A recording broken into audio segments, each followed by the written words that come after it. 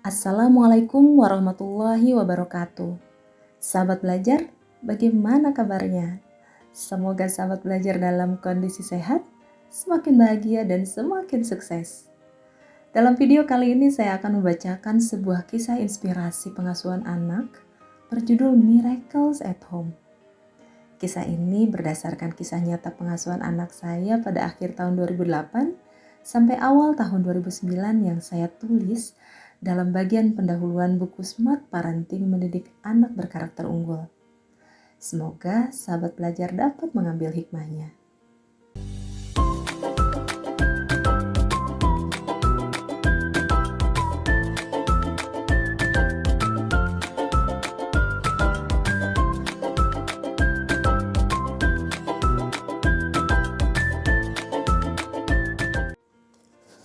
Rumahku adalah surgaku. Namun selama beberapa tahun, saya tidak mengerti bagaimana menjadikan rumah saya sendiri menjadi surga yang tenang, damai, dan menyenangkan. Kala itu, setiap pulang bekerja seharian, atau bahkan sehari semalam, rasanya di rumah pengap dan memusingkan. Karena saya hampir selalu mendengar suara teriakan anak pertama saya, yang lantas diikuti dengan tangisan anak kedua saya. Kebisingan-kebisingan semacam ini menghiasi hari-hari saya. Tidak hanya itu, pikiran saya bertambah kalut ketika mendengar keramaian karena jeritan asisten rumah tangga kami yang panik kala melihat anak kedua saya menangis lantaran dipukul, dicubit atau dibenturkan oleh anak pertama saya. Badan lelah sepulang kerja harus ditambah dengan kepala penat menyaksikan hal-hal semacam ini. Maka ketika kebisingan itu terjadi, watak saya yang keras dari kecil seketika muncul bercampur dengan upaya bersikap tegas yang orang bilang konon dan memang harusnya dilakukan untuk mendidik anak. Kala itu, ketegasan yang muncul berbentuk teriakan-teriakan larangan untuk anak saya. Lebih dari itu, sikap tegas ini jelas lebih mengarah pada kemarahan. Pernah suatu waktu saya pegang tangannya dengan erat lantas saya mengatakan, "Kakak kenapa jahat sama adik? Tidak boleh memukul adik. Sini biar tangan jeleknya bunda cubit." Anak pertama saya kemudian diam termangu di sudut ruangan selama beberapa waktu. Setelah itu ia keluar lagi bermain. Esok harinya, saya melihat ia tidak mendengarkan atau lebih tepatnya seperti tidak mengerti apa yang sebelumnya telah saya peringatkan. Karena itu saya coba ingatkan sekali lagi kepadanya dengan cara yang kurang lebih sama. Namun ia tidak berubah sama sekali. Dan kejadian serupa malah terus berulang. Pada saat itu anak pertama saya berusia 5,5 tahun dan tidak lama lagi akan masuk SD. Sementara yang kedua 2,5 tahun. Kondisi ini membuat saya merasa sudah saatnya mencari tahu bagaimana cara mengasuh anak yang tepat. Karena saya khawatir anak pertama saya akan mengalami kesulitan di lingkungan barunya karena berbagai perilaku negatifnya. Waktu itu saya masih memiliki waktu sekitar 6 bulan untuk mencari solusi dan memperbaiki situasi. Saya ingin bercerita tentang kondisi dan situasi di masa itu. Saya menikah di bulan April tahun 2002 sambil melaksanakan koasistensi di sebuah rumah sakit. Semua orang yang mengerti tentang alur pendidikan dokter akan paham betapa sibuknya menyelesaikan kuliah kedokteran. Setahun kemudian saya melahirkan anak pertama dan waktu saya hanya tersisa sedikit untuk bertemu dengan sang buah hati. Tiba di rumah terasa begitu melelahkan karena rangkaian tugas jaga malam di rumah sakit dan kuliah yang harus dijalani. Karena kesibukan ini maka tidak heran bila anak saya justru lebih akrab dengan asisten rumah tangga di rumah. Bisa dibilang, saya hanya sempat memegangnya sebentar untuk menyusui. Kegiatan mengganti popok, menyuapi, memandikan, atau mengajaknya jalan-jalan terasa lebih melelahkan daripada yang seharusnya. Apalagi, anak saya sangat rewel. Ia bisa menangis 2-4 jam sebelum akhirnya berhenti karena kelelahan. Setelah wisuda pada tahun 2005, saya terbebas dari perkuliahan. Namun, itu bukan berarti saya terbebas dari kesibukan. Saya mulai terikat jam kerja yang padat, sementara pada saat yang sama saya hamil anak kedua. Gabungan antara kesibukan praktik dan kondisi kehamilan yang membuat saya mudah lelah pun membuat saya semakin terbatas dalam memperhatikan anak pertama. Saya hanya memikirkan pekerjaan karena ingin segera memiliki rumah sendiri agar tidak harus pindahan setiap tahun. Saya juga ingin mendukung usaha suami dalam bidang pembungkusan makanan kering sehingga ia pun tidak harus pindah tempat produksi dan ganti karyawan setiap tahun. Untuk itu, saya dan suami berjuang sangat keras agar mendapat dana membangun rumah. Kerap kali saya dalam kondisi kelelahan dan susah tersenyum. Saya benar-benar sedih karena anak-anak kerap menjumpai saya yang cemberut tanpa sempat meluangkan waktu dan energi untuk bercengkrama dengan mereka. 2 bulan kemudian saya tiba-tiba merasa sangat lelah dengan pekerjaan yang seolah tiada akhir. Padahal, sayalah yang membuat jadwal keseharian saya sendiri tanpa ada yang memaksa kepadatan tersebut. Selain itu, saya juga lelah menyaksikan dan mendengar suara teriakan dan jeritan anak pertama, ditambah tangisan dan rengekan adiknya. Nafsu makan saya menurun. Tertekan dengan kondisi ini, saya ingin ada perubahan, tapi tidak tahu apa yang harus dilakukan. Melihat kondisi ini, adik-adik kandung saya sempat berkunjung ke rumah dan berusaha membantu dengan membawakan sebuah buku tentang pengasuhan anak untuk saya baca. Saya jadi teringat pernah menonton acara reality show tentang pengasuhan anak di televisi. Dalam acara itu diperlihatkan bagaimana seorang neni membantu mengarahkan anak-anak berperilaku negatif menjadi anak-anak yang baik dan kooperatif. Sehingga pada akhirnya keluarga mereka menjadi keluarga bahagia. Lantas saya berpikir bahwa saya harus mempelajari bagaimana caranya menjadi seperti neni tersebut di rumah sendiri. Tidak lama setelah muncul keinginan belajar itu, harapan saya terkabul. Lewat seorang teman, saya berkenalan dengan seorang trainer pengasuhan anak. Saya lantas berkunjung ke rumahnya bersama suami dan anak pertama saya. Ketika perkenalan pertama, saya malu sekali pada beliau karena anak saya tidak mau bersalaman. Ia malah bersembunyi di belakang saya.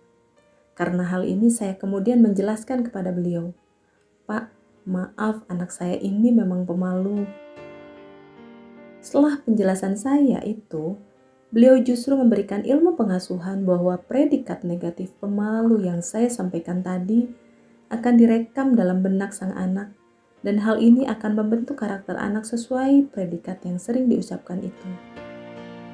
Artinya bahwa jika saya ingin mempunyai anak yang pemberani, misalnya tidak takut bersalaman dengan orang yang baru dikenal, maka katakan kepada sang anak bahwa ia pemberani dan bisa bersalaman dengan siapapun. Predikat positif semacam ini akan membuat ia menjadi berani secara sosial. Saat perjalanan pulang, saya merasa telah membawa pulang sebuah ilmu yang ingin sekali saya praktikkan di rumah. Tidak lama setelah itu, saya coba praktikkan dengan menegaskan kepada anak saya bahwa ia seorang yang pemberani dan cerdas bersalaman dengan teman mudanya. Ajaibnya, ketika saya ajak ke rumah salah satu teman, ia pun tidak menolak bersalaman. Saya katakan kepadanya bahwa senyumnya manis sekali dan orang akan senang kalau ia bersalaman sambil tersenyum. Ia pun melakukan hal tersebut. Saya juga katakan bahwa ia pintar makan sehingga ia jadi lebih bersemangat makan.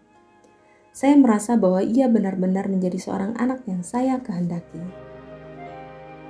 Bagi saya, pengalaman ini merupakan keajaiban yang indah. Saya jadi ingin tahu lebih banyak tentang teknik pengasuhan anak agar saya bisa membuatnya suka belajar, mau beribadah, mau berbagi dengan adiknya, mau mandi tanpa dipaksa, dan bersikap lembut pada adiknya. Intinya, saya mau memiliki anak yang berkarakter. Akhirnya saya memutuskan mengikuti pelatihan sang trainer tersebut pada akhir tahun 2008. Alhamdulillah, setelah pelatihan itu saya menjadi termotivasi dan terinspirasi untuk mengasuh anak dengan teknik yang benar. Dengan teknik ini saya diajak memahami bahwa anak merupakan anugerah yang paling indah yang seharusnya kita syukuri. memberikan pendidikan yang tepat, dan melindunginya dari disakiti secara verbal dan fisik. Karena hal ini, saya termotivasi untuk tidak mudah marah, membentak, dan menyakiti buah hati. Saya juga menjadi paham tentang besarnya potensi anak-anak. Mereka dianugerahi keinginan belajar yang sangat besar. Saya mulai bisa bersabar melihat mereka mengacak-ngacak rumah sebagai media belajar, kemudian membantu mereka memastikan untuk merapikannya kembali. Saya jadi tahu perlunya mengarahkan mereka untuk belajar dalam suasana yang menyenangkan agar mereka menjadi anak-anak yang cerdas. Predikat positif yang diberikan pada mereka perlu selalu diulang-ulang untuk memunculkan potensinya. Di sisi lain, kebiasaan saya mendidik dengan teknik lama harus dibuang. Cara baru ini menyadarkan bahwa ungkapan jangan nakal, jangan malas, jangan suka menyakiti adik, jangan galak, jangan suka mencubit, dan ungkapan-ungkapan menggunakan kata jangan lainnya justru harus dihindari. Tidak mudah menghadirkan kebiasaan baru seperti ini, benar-benar memerlukan keteguhan hati. Hal-hal yang sebelumnya kerap kali saya abaikan adalah bahwa ternyata orang tua harus belajar mendengarkan ketika sang anak sedang berbicara. Bila ia menangis, atau marah, atau menginginkan sesuatu, kita perlu mendengarkan terlebih dahulu apa yang mereka rasakan dan apa yang mereka inginkan. Setelah itu barulah kita sampaikan nasihat dan memberikan predikat positif kepada mereka. Berdasarkan pemaparan trainer pengasuhan anak yang telah membimbing saya, hal ini penting untuk dilakukan karena jika kita tidak membiasakan diri untuk mendengarkan anak, maka anak akan merasa dirinya tidak berharga. Selain itu, perasaan tidak berharga dalam benak sang anak ini akan membuat anak mencari bentuk penghargaan diri mereka di luar rumah atau di lingkungan lain yang berpotensi tidak kita inginkan atau tidak baik bagi perkembangan karakternya. Akan tetapi, bila perasaan berharga itu telah tercukupi di rumah, saya yakin mereka akan merasa nyaman bersama orang tuanya sendiri.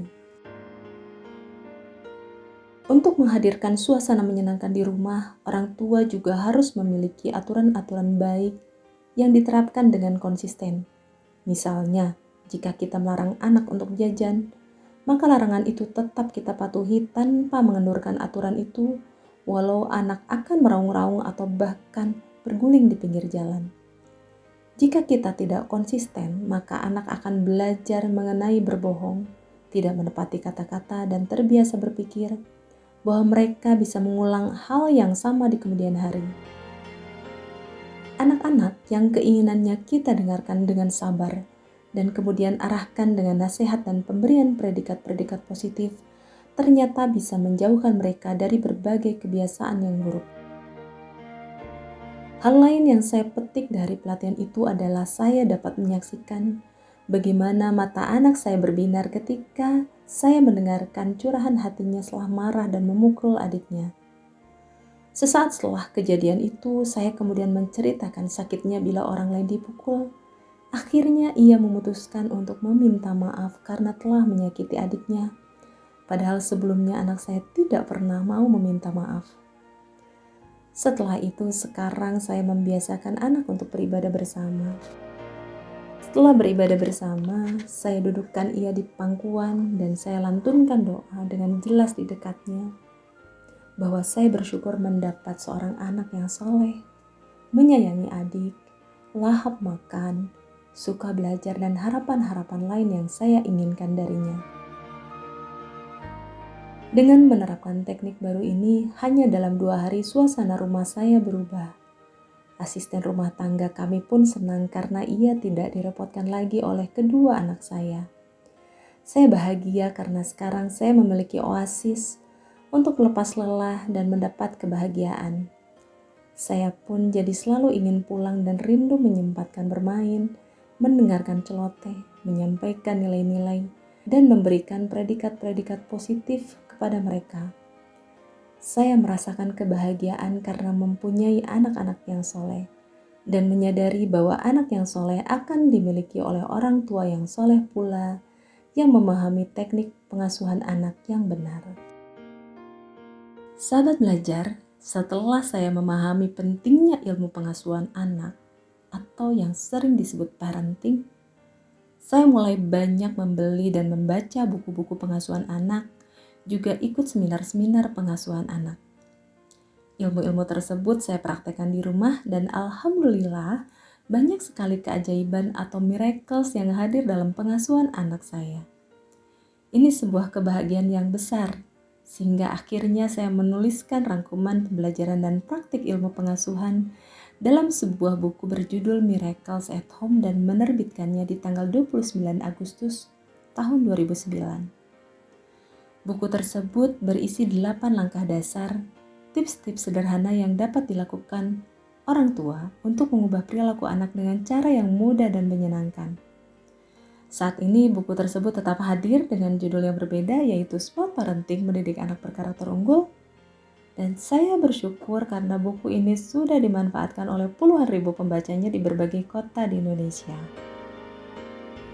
Sahabat belajar, demikian kisah nyata Miracles at Home, keajaiban-keajaiban pengasuhan dalam rumah saya.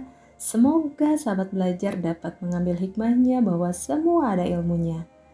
Ketika kita melakukan hal apapun termasuk pengasuhan dengan cara yang benar, maka insya Allah hasilnya pun menjadi yang terbaik. Semoga Allah Subhanahu wa Ta'ala mengampuni semua kekhilafan kita dan kekurangan kita dalam mengasuh mendidik anak. Mulai hari ini dan selanjutnya, kita semakin bersemangat untuk belajar menjadi orang tua yang lebih baik dengan menerapkan ilmu pengasuhan. Sampai bertemu kembali di video selanjutnya bersama dengan saya Dr. Zule, sahabat belajar ilmu kehidupan. Assalamualaikum warahmatullahi wabarakatuh.